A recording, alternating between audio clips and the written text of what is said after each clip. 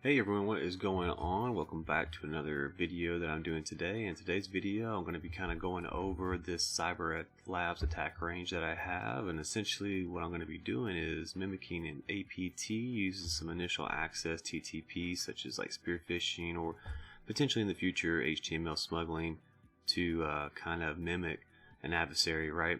And kind of the lay of the land is the adversary kind of pokes and prods at a CyberCorp webpage, which is a WordPress site, and then gathers all the intel that they can from the site, and then crafts a spear phishing email and sends that off to a user named Larry, and uses Evil Engine X and GoFish to send the spear phishing email into an unsuspecting user inside the environment to potentially capture username and creds.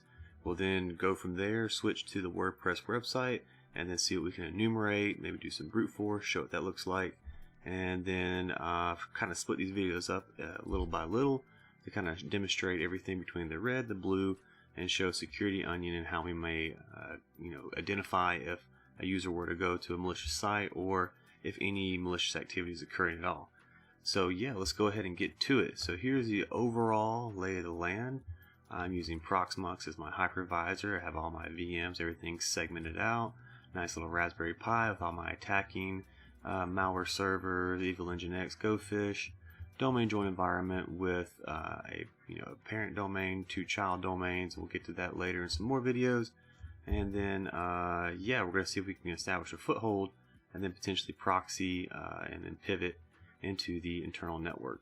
So let's go ahead and get started. And let's start over here with Evil Engine X. Now we'll be using that for our main tool for spear phishing, but let's go ahead and conduct some reconnaissance on our WordPress site. So here we have WordPress, and we can scrape it and look at everything. We see we have Larry the new guy, Frank the IT cyber guy, and web admin as well. If we look, we can get some more information about Larry, what his job role is, kind of formulate an idea how to go about it. Continue reading. Looks like he's a new WordPress guy. And yep, we can go on to IT guy, Frank's the IT guy working for CyberCorp Cyber Solutions, and we have WordPress admin. We can scour around and look at our site and see that we have a support page right here. And inside the support page, we have what is it@corp.cyberlabz.local. Now, what we can do is we can craft an email up or to generate an email using GoFish and send that to Larry at corp.cyberlabz.local and see if he'll click on our link that takes him to a website to input credentials, and we can grab those and then go from there. So let's see what that looks like real quick. And here's our attack plan. I'll just go ahead and delete this old one for now. And yep, and we'll go ahead and on our Evil Engine X server, I've crafted up the malicious link that we'll use. And all this is an air-gapped domain environment with DNS pointer records and all that kind of good stuff. So everything should work smoothly, hopefully. And then we'll see if we can catch it with security onion and what we can or cannot see, right? So we go ahead and pop on over to GoFish, create a new campaign. TryHackMe has a really good room for GoFish if you want to look into that, right? And so attack CyberLabz. Here's the email template we have with our malicious link in there. And our users, we're going to have Frank and Larry and probably web admin, but probably just do Frank and Larry for now and see who clicks on what. As you can see, Larry doesn't have any emails in his inbox just yet. So we'll go ahead and launch the campaign. Launch that. Campaign is successful. And then we'll look and we see that we actually get an email from someone who says they're in the IT department. And pretty much what it's telling us to do here is go to this link. Now, emails like this can be a little obscure, so be cautious what you click on. Ensure that it's coming from the right people, right? This is all just a demonstration and whatnot. So here we have Larry looking at his email. It tells him to go here to this WordPress site to update some credentials, right? Or update information. And so we'll go to Chrome, pop that open, and then we'll go over to our WordPress site. And we can see it looks like a generic WordPress. And Larry's like, okay, I'll just go ahead and log in and do what the email tells him to do. And this is Larry's password right here, the best pass ever. Probably not the best pass ever, but let's go ahead and log in. And it says it's wrong, and then he's like, well, is this actually a real site? kind of looks real. So yeah, I guess Larry, he's busy for the day, and he kind of is like, I don't have time to deal with this. I'll get back to it later. He goes about his merry way. Now, if we look over here, our Evil Engine X server, we can see that we were able to successfully grab Larry's credentials, right? Let's take a pause there. Now, from a security perspective, what will we be able to do to detect an adversary trying to spearfish users inside the environment? If we have a good cell working in a department like that collects IOCs and whatnot, we can then funnel these IOCs into our scene. They could be domain names, IPs, hashes, and whatnot. And so Zeek inside Security Onion has a really good intelligence framework to be able to put together to hone in on IOCs. Could be IPs, like I said, hashes, or domain names. And so take a look at Security Onion documentation. Essentially what it is we come over here to our intel.dat file and we funnel in IPs and malicious domain names, right? And once we do that, we'll restart Zeek and it'll push in the Docker, and we can leverage the Zeek intelligence framework, right? So what that looks like is this. We'll go over here to Security Onion, and here's all of our data we're capturing, both host and network data. We'll get later on to the Sigma rules and see if we can do the detection once the adversary kind of persists and gets inside the environment, and see what that looks like, right? But for now, we don't have any alerting. We have some normal scanning going on in the environment. Nothing too out of the ordinary. Nothing saying, hey, malicious user, or user went to this malicious link here. Check this out. So that's where the intel comes into play, right? And we click on our intel right here. We can see that we do have hits for users going to this IP. And what we can do is we can drill down on this and hunt. And here we can see that we have various different data sets, right? And that are getting hits for that particular IP inside of our network environment. And if we drill in here, include, we can see that someone went to these two sites right here, which are correlated to one of our IOCs in our intel.dat file, to potentially illuminate that, hey, someone's going to this IP, these are the domain names associated with it, they shouldn't, and it looks like they use Google Chrome. Now, we would then track down the user, make this a case. We could see that it was Larry. We can see that they made a DNS query to this site here, and this was one of our IOCs in our intel.dat file. So very cool, very nifty way to go ahead and uncover if something malicious that could be occurring in the environment. So what we do is we pipe this on over to a case right here, escalate to a new case, and go over here to cases, and we can see that now we're able to keep track of everything very neatly. And we go to events and drill down, and we can add new observables. Let's just say this is our host name that's in question, and we can add all different information here. Just click add, go back to our events, scroll down. This is our DNS answer name, and then this is our potential bad site. So we would then pipe that over to our observables and then add, and now we have both a user and a site that they went to. So pretty nifty right there. As you can see, we didn't get any alerts, so this is, you're not always going to be able to spot whether or not a user just straight up went to a malicious site unless you're funneling down information from the IT intel folks into your Security Onion SIEM or whatever your SIEM is of choice. So yes, so from that perspective, we can see that a user went to a bad site, and that malicious site harvested those credentials from that fake WordPress site. Okay, now let's go back over here and pick back up where we left off. So we have the credentials, Larry at corp.cyberlabz.local, very interesting.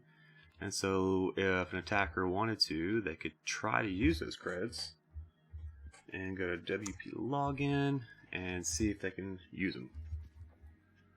Larry.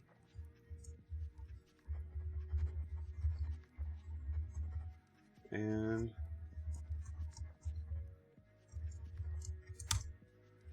boom, they are in. And so right off the cuff, we can see that we have some notes here. We're not admin because we don't really have any privileges or anything else, but we can see that we have some notes. And one is web admin, got an alert that my personal email account is found on the dark web, very interesting.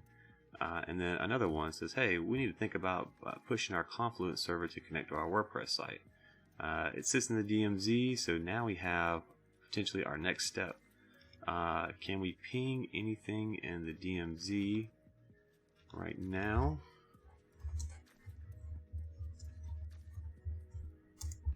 So we can't ping anything at all.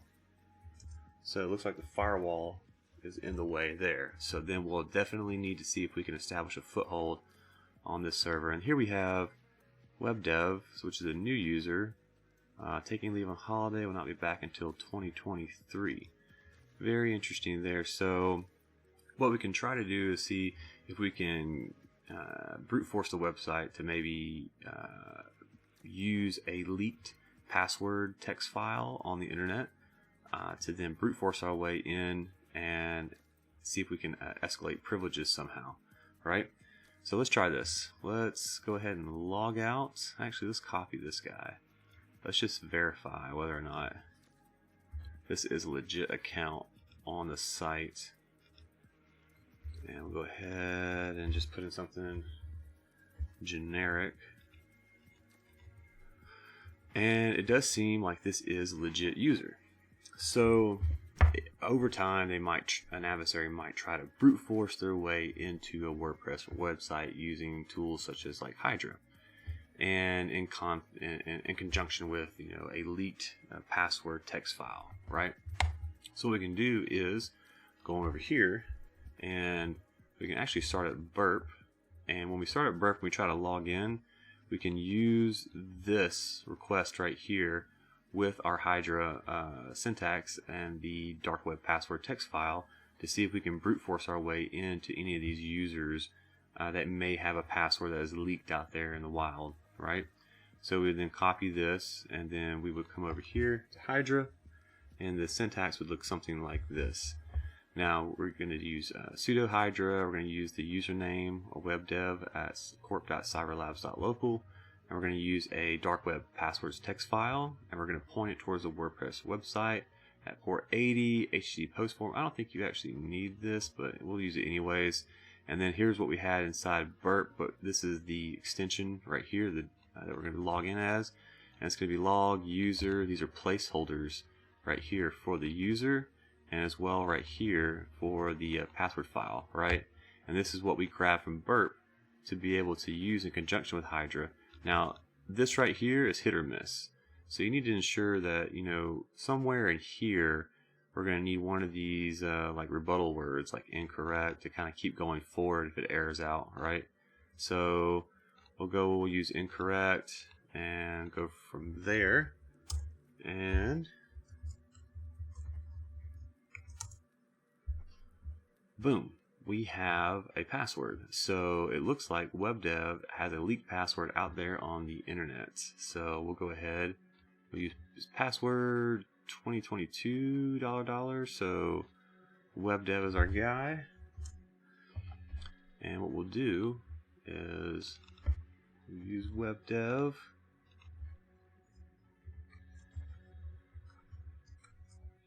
Make sure that's the right password, and boom, there we are. So log in, and it looks like WebDev is actually a web admin, and we can then do some more reconnaissance from here to see if we can gain a foothold. Now, if we look at plugins, after a while we can see there's all different kinds of plugins, and it looks like some of them need to be updated.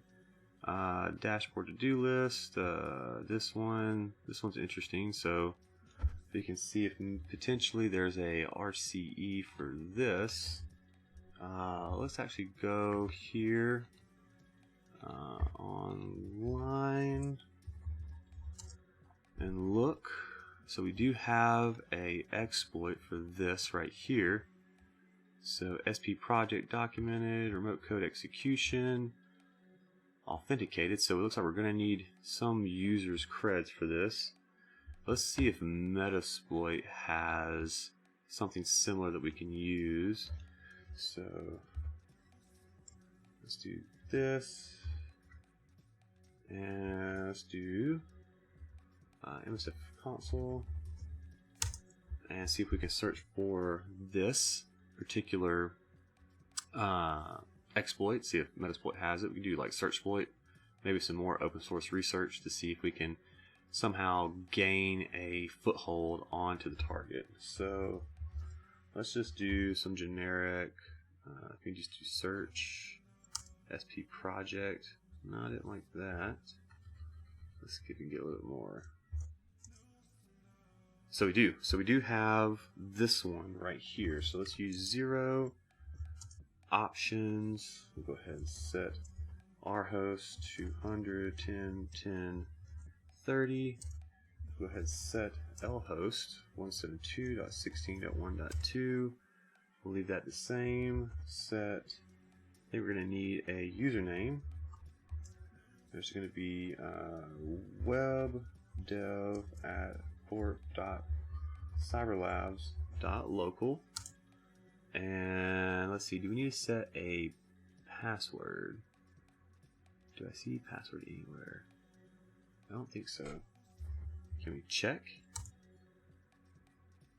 Oh, the admin. So webdev at corp.cyberlabz.local. Service is running but could not be validated. The admin credentials are wrong. Do we need to set password? So set, yeah. Didn't see it in there, but set password, which is p at. Alright, let's check.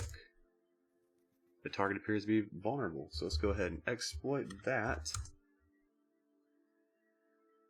Can't find user ID on plugin page.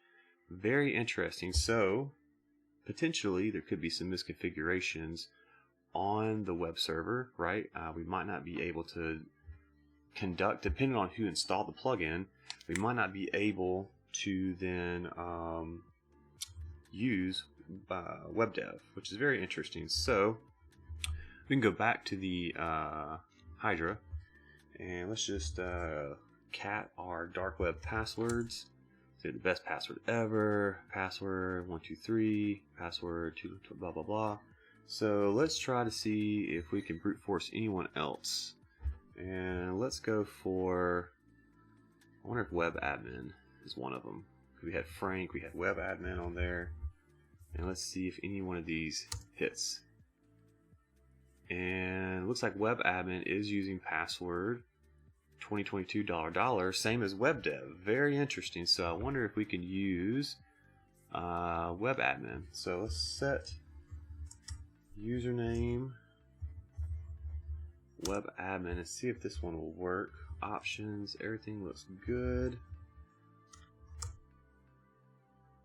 Oh, it looks like we are definitely up. We have a interpreter session.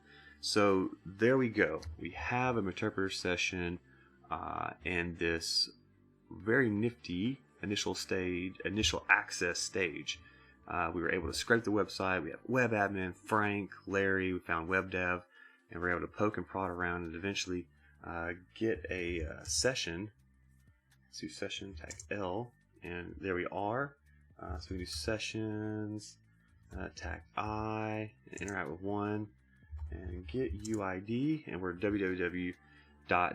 And this is where we would then begin to further our foothold into the environment since we have a interpreter session.